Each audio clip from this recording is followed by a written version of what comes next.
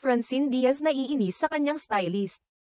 Isang misteryo para sa mga netizens at mga "sausaw era" ang hindi pag-upload ni Francine Diaz ng kahit anong larawan mula sa ABS-CBN Ball na naganap kamakailan. Habang ang naturang event ay naging usap-usapan, hindi may kakaila na naging laman ng bashers ang aktres, lalo na ang kanyang outfit at ang wig na kanyang isinusuwong sa makulay na okasyong iyon. Siguro, aware siya na sobra siyang nabash dahil sa outfit at pawig niya. Nagkasolian na ng kandila, kasama rin siya sa mga pangalan na hindi nakaligtas sa mga mata ng mga fashion critics. At talaga namang naging tampok siya sa mga diskusyon tungkol sa fashion at estilo. Dahil dito, hindi nakaligtas si Francine sa mga netizens na mahilig gumawa ng mga issue.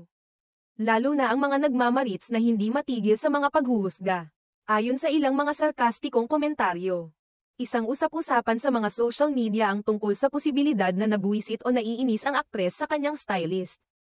Isa sa mga mainit na paksa ay kung totoo bang hindi natuwa si Francine sa kanyang mga kasuotan sa gabing iyon, kaya't maaaring hindi siya nag-post ng larawan mula sa event.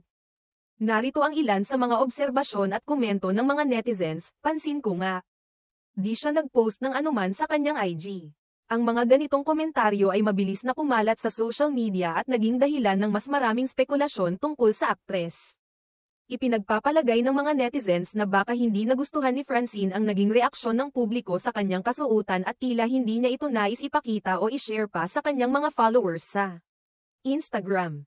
Ang mga ganitong issue ay hindi na bago para sa mga kilalang personalidad na madalas mapuna sa kanilang mga outfit, kaya't naging natural na lang na magdulot ito ng pag-uusapan sa mga online platforms. Gayunpaman, hindi rin maiiwasan ang mga positibong reaksyon mula sa mga taga-suporta ng aktres na naniniwala na ang kanyang estilo ay naaayon pa rin sa kanyang personalidad. At hindi naman lahat ng komento ay may negatibong tono. Sa kabila ng mga bashers, may mga nagsasabi na walang masama sa kanyang napiling kasuotan. At bahagi lang ng pagiging public figure ang makaranas ng ganitong klaseng atensyon.